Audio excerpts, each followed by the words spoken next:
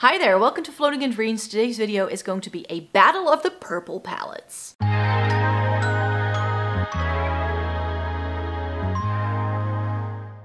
Welcome to everybody watching today. Thank you so very much for joining me. Once a month, I like to come on here to grab a couple of my eyeshadow palettes, usually 4 of them, and have them battle it out as if it's a boxing match to see, based on a couple of rounds of metrics, to compare and contrast these to see which one is the best. I've done lots of different color stories that I have already been comparing. I've been doing this series for almost a year now, so there's a lot of them already. So I've got a little playlist for you down below if you want to see all of these. And today we're talking purples. So let me just get to it, tell you what palettes will be featured, and then go over the 12 different rounds. But before we do that, it may be good to know that I have fair skin with a cool to neutral undertone, and this greatly influences how I feel about my makeup preferences. And because I have been a makeup reviewer for more than a decade, I also have some very strong opinions as well. So if you're into eyeshadow palettes, essence and catrice, and getting the use out of your makeup, this channel may have something to offer that you might like. So I hope you consider subscribing by clicking subscribe down below and joining my Snow Angel family. So let me tell you which eyeshadow palettes we will be featuring. In the red corner, we will be talking about the Menagere Cosmetics Flight Club. In the green corner, we will be chatting about the Viseart Violette Étendu. Over in the yellow corner, I have the Decay Naked Ultraviolet. And last but not least, over in the blue corner, I have the BH Cosmetics Passion in Paris. And this is what I need to talk about. Actually, the last 2 I need to talk about because those are officially, I decluttered them.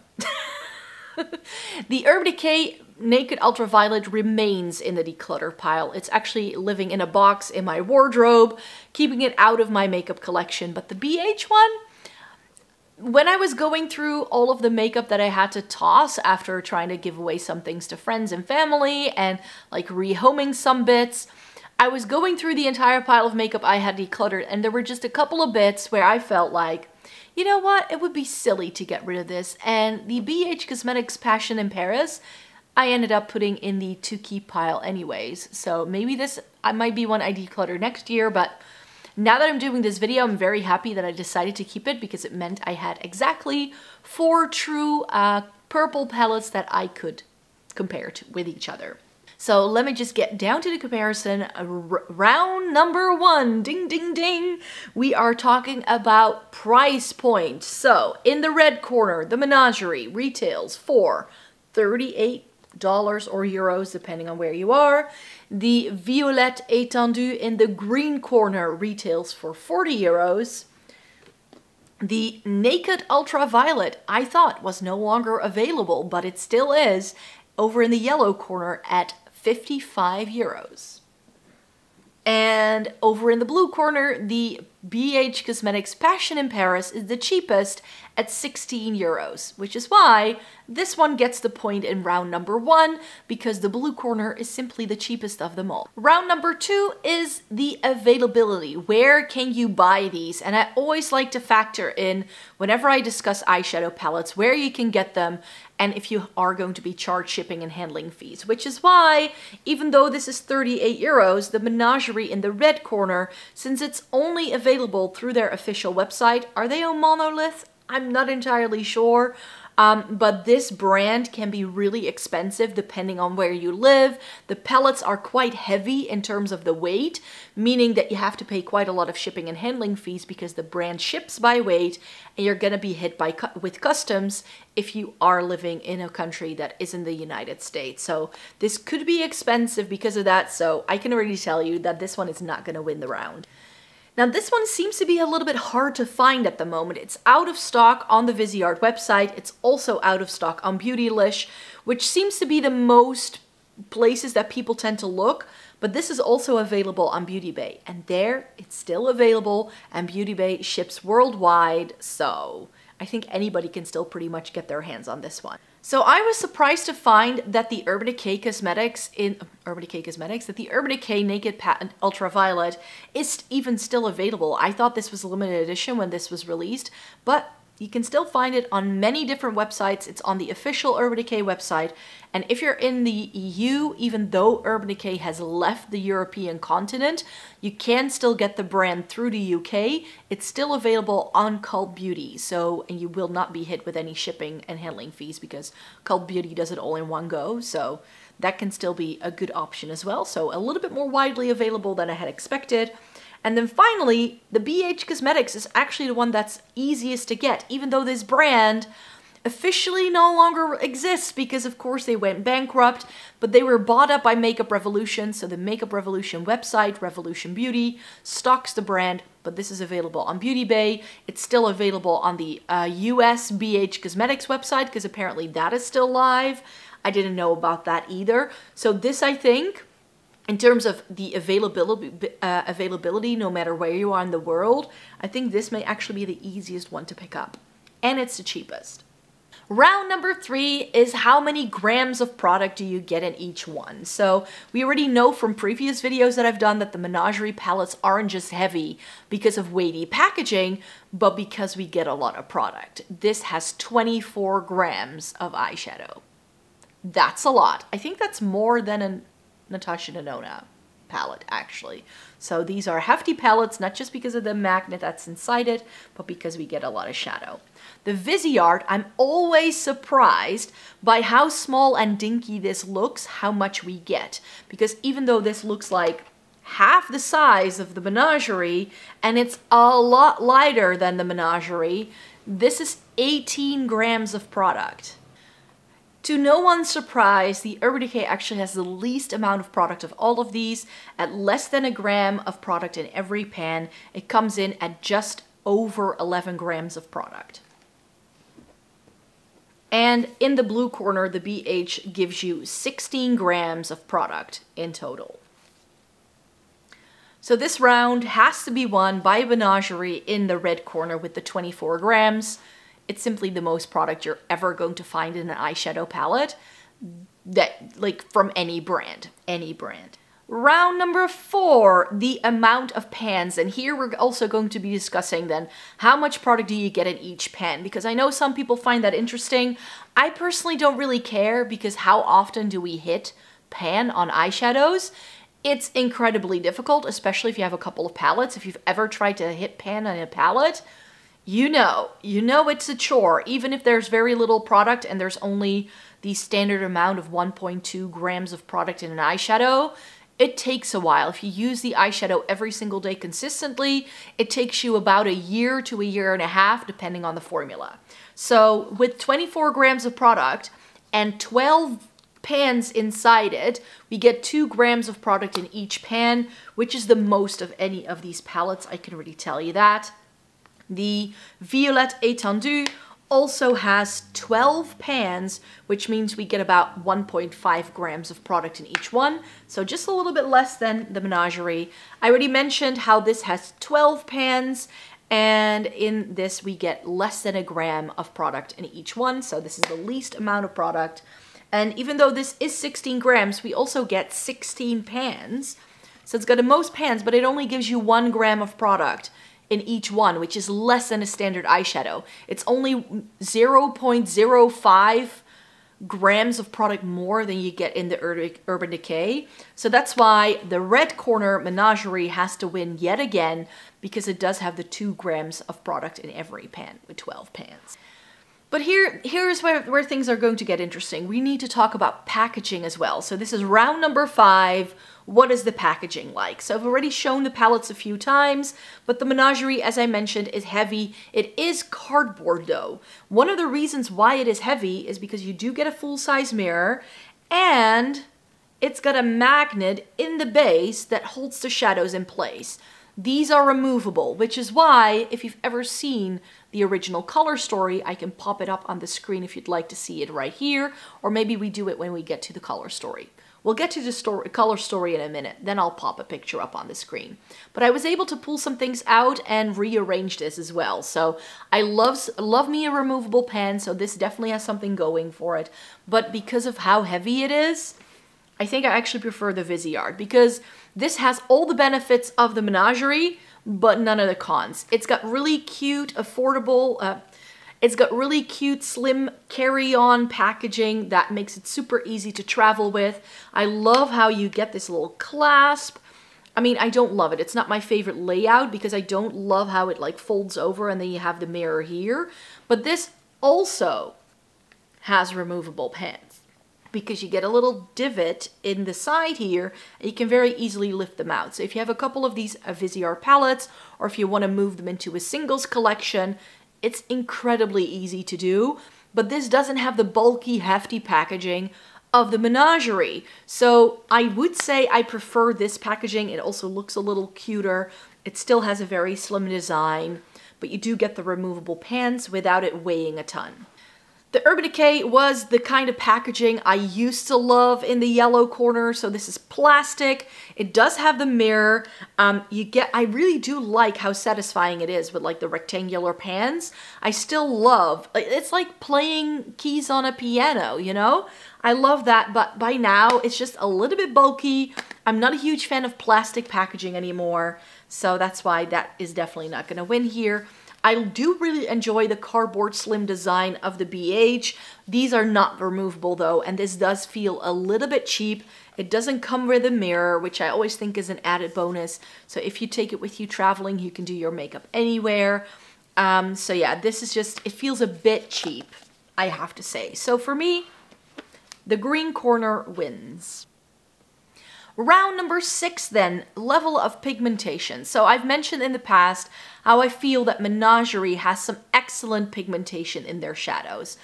These aren't for the faint of heart though. If you're a beginner and you've never used very intense shadows, be very careful with these because they can stain, and once they're down and you're not going to be able to do much of any blending anymore. So very pigmented shadows for sure here. Which is why I think I prefer the Viseart in terms of pigmentation, because I feel they have the same level of pigmentation as the Menagere does, but then in a blendable yet still buildable formula as well. I just find this some of the easiest to work with eyeshadow on the planet. You get the pigmentation, you get the color payoff that you want to get from an eyeshadow, but not in a formula that's very difficult to work with, which is why I think this one takes the cake here. I've always mentioned how I love a formula that is more buildable over anything, which is why the Urban Decay Naked palettes have been such a good staple in my makeup collection for years. However, by now I can see that this formula is a little bit more outdated, but if you want that more buildable formula and you don't want something that's too intense, I still think they do a good job. The BH Cosmetics also has really good pigmentation, especially if you consider the price point. This is some really intense pigmented eyeshadow, but I do feel out of the 4, this can be a little bit more difficult to work with. And this is again one where I feel you really need to make sure you go into little bits and really blend as you go. This is not like the Viseart where you can just whack it on and you get a good look every single time. This requires a little bit more brain space. So guess what? For pigmentation, I'm gonna go with the Viseart because it's got the trifecta of pigment, buildable formula, and blendability all in one go, which is what I'm always looking. In terms of textures and finishes, now that I was really looking at these palettes for this round number 7, I was actually really surprised at how boring all 4 of these palettes actually are. If you just look at, does it offer something exciting from like a texture wise? Like it's very matte and like one shimmer level heavy, whereas I'm really into like having something to play with, something that's a bit more foily, something that's perhaps a bit more sheer that I can use as a topper over other things. And these are more your classic eyeshadow palettes where you just get mattes and shimmers. So guess what? In the Flight Club, just mattes and shimmers. I changed the color story, I already mentioned, but we'll talk about that in a minute. But what I ended up doing actually was that I put in more shimmers because I felt it wasn't shimmery enough. So this one is definitely not gonna win. I was surprised with the Viseart only having the 4 shimmers anyways. Like it just has these 3 and then this one. And there's no real difference in the level of shimmer that we get in here either. So this could potentially be like a top coat, but I don't know. I think these all have like the same sort of level of impact, and that's why the Urban Decay has perhaps the most interesting things to offer, because we do get things that are perhaps a little bit more sparkly. I know that this is quite sheer and it works best as a topper. So in terms of like giving you a variety of finishes, I think the Urban Decay may actually be my favorite, because again, here with the BH, we just get shimmers and mattes, and these shimmers don't even look that foily. So guess what? The yellow corner gets a point. And then I always like to discuss the matte to shimmer ratio. So I already mentioned that I changed up the Menagere to have more shimmers. This now has 6 shimmers and 6 mattes, which is actually, I think, one of my perfect blends. Like, I love it. I love a 50-50 split. The Viseart, sadly, just the 4 shimmers. And I prefer a shimmer heavy palette over a matte heavy palette, so sad to say this can't win. The Urban Decay, surprisingly, only has 4 mattes, which, or maybe even 3. 1, 2, 3, that's it. Those are the only true mattes. This could work as a matte, this could work as a matte, but they do have a little bit of shine to it, so in terms of like a shimmer heavy palette, then this is the best one out of the 4. And the BH Cosmetics, 9 mattes and 7 shimmers. So I was a bit on the fence here, but I think I have to give it to the red corner, but that's of course not because of the way this palette looks originally, because I did put in some extra shimmers myself. But I think that if I look at the kind of shimmers I have in here now, I think I want to go with this one. So let's discuss that color story, round number 9. So I already mentioned a few times how I changed it. This is what it looked like originally. It had a couple of neutrals, and those neutrals were warm toned, which I didn't love. So I pulled them out. I had the Violet ink, which was their mini 6-pan, and I took 3 of those shades and I popped them in here to make it more purple, because I just felt that the neutrals in that palette didn't really go with the purples we got in here originally. So that's why I changed it around, and why this can win, because I just found it wasn't purple enough. So now that it's more purple, I actually like it a lot better. The Viseart Violette Étendu in the green corner also has neutrals, but here, because the neutrals have a mauvey purple undertone, it's an incredibly good mix. You can do a full-on purple look with this if you wish, but if you want to tone it down for the office, you can pull in some of the neutrals and create a perfect neutral look as well, with a pop of purple on the lower lash line. So I feel that because this isn't super warm toned, because it's not neutral or too purple, but it's got the perfect blend, it makes for a very wearable, easy to use palette that's just purples for everyone, and that's why this has been a favorite for some time, but it's been tied for a while with this one, the yellow one. The Urban Decay Ultraviolet, though, has the peaches, which are warm tones, and I just feel that those peaches with the purples is a bit of a weird mix. So whenever I think of this palette, I just think of the purples, and I kind of ignore this half of the palette, even though, what was it called again? VR? This shade is a really interesting shade. It's one of the more intense shimmer heavy shades in the palette, and it does work with the purples if you are careful. But this is a stunning shade by itself, but I would do like a peach look with this and a purple look, but mixing and matching was just a bit hard with this. And then the blue corner, I've always said, and this was actually the reason why I originally decluttered it, I love the top half.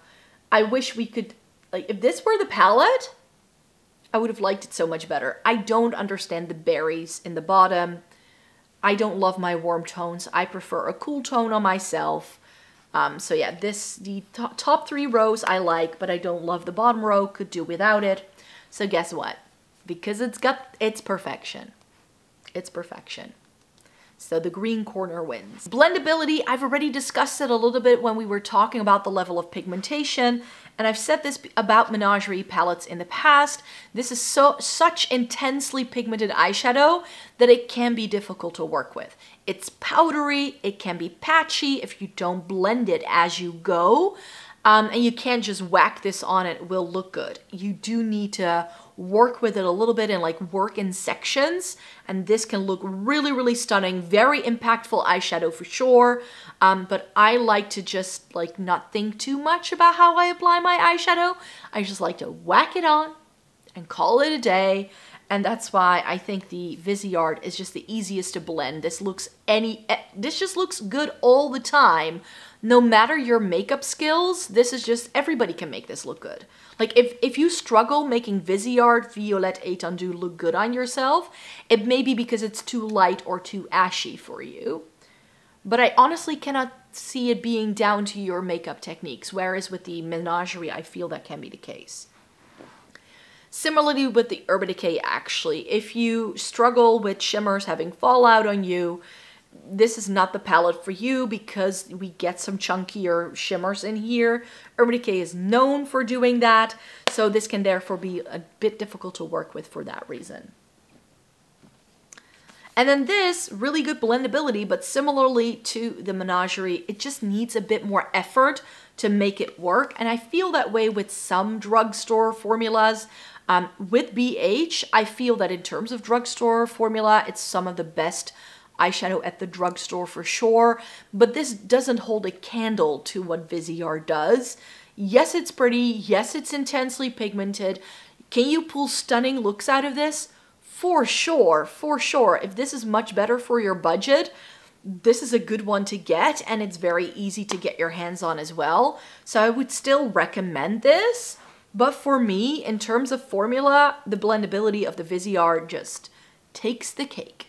It takes the cake, so it gets the point. Point to the green corner. Then we need to discuss fallout, because of course with fallout, that also has to do with how easy things are to blend, and very often it ties in with the pigmentation as well.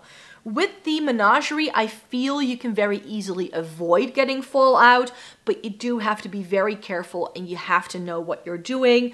This, like I already mentioned, you need to work in sections, tap of the axis every single time you pick something up. And really, if you go into this palette, you only need to like do that. And that's all your brush is going to need.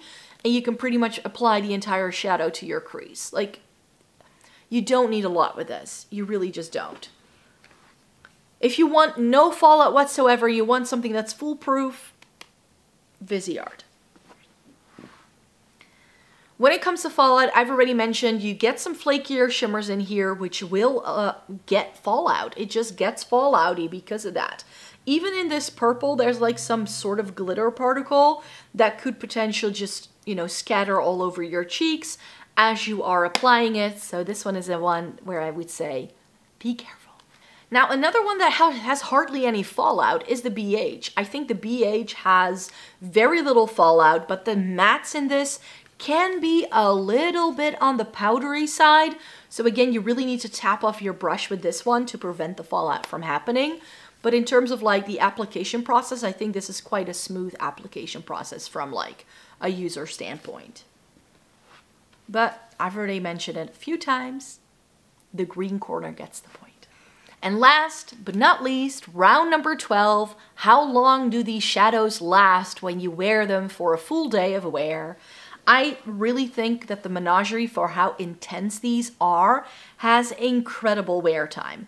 But the shimmers that Menagere does have that very creamy texture, and if you've got very oily lids, they can be a little bit prone to creasing and perhaps trickle down a little bit down your cheeks throughout the day. So you really need to make sure you use a sticky primer with these. When I say sticky, I don't mean in a glitter glue, but something that's going to help down, like to stick down and grip onto the eyeshadow. So I would say use a MAC paint pot with this, or like something like a Milano eyeshadow primer. I always use both, so that means I can get the most wear out of it. Viseart, I think, is the best performance. You can wear this all day. I mean, I teach, so my face moves all day long, and I smile, and like everything moves around on my face. So with my eyeshadow just not creasing after a full day of teaching, when I wear something like this, I know it can withstand almost anything. This may just need a touch up after like, what, 12 hours of wear, but this has incredible good wear time. As with the fallout category, the Urban Decay can have a little bit of fallout throughout the day because of those sparkly shimmers. Those tend to be very difficult to keep them on your eyes, and after like 8 hours, you're gonna see little flecks of shimmer sort of like migrating around your eye and maybe trickling down onto your cheeks, which, again, with a good primer, you can combat that. But I feel that it's perhaps a little less, like it's a bit more severe with this one than with the Menagere one. If we're talking then wear time, I think the BH Cosmetics is the worst one when it comes to wear time. I feel this is the most prone to fading and creasing compared to any of the palettes we're talking about today. It looks really stunning for like the first 3 to 4 hours of wear, but I do feel that this is the kind of eyeshadow that may warrant a touch-up around lunchtime if you were to wear it to work. So there's no surprise, the green corner wins. So how many points did each corner get if my math was correct? The Menagere has 3 points, the Viseart has 6 points, the Urban Decay only has 1 point, and the BH has 3 points. So the winner here is the Viseart Violette Étendu. I think it was no surprise to anyone that this is the winner. I've claimed this as my favorite all-time purple palette several times in the past, and this video confirms it yet again, why I love the Viseart Violette Étendu so much. Maybe I need to put this into next month's palettes I'd like to revisit. I've got some purples in this month already, so I don't need to rope it into my June selection. But yeah, I hope that you enjoyed watching today's video. Let me know in a comment down below if you gave points yourself as you were watching the video, what your scores turned out to be if you're familiar with these. And if not, then maybe it was just a helpful video for you to know which of these purple palettes has like really good color stories, and maybe there are other things that you find important that I touched upon in this video, and you can make the decision for yourself. So thank you so very much for watching. Thumbs it up if you liked it. Subscribe to the channel if you want to see more by me. I come on here 4 times a week to update you on all of the different thoughts I have about makeup. So if you'd like to stay tuned for more, and then I hope to see you in my next video. Have a great Sunday, everyone. Bye-bye.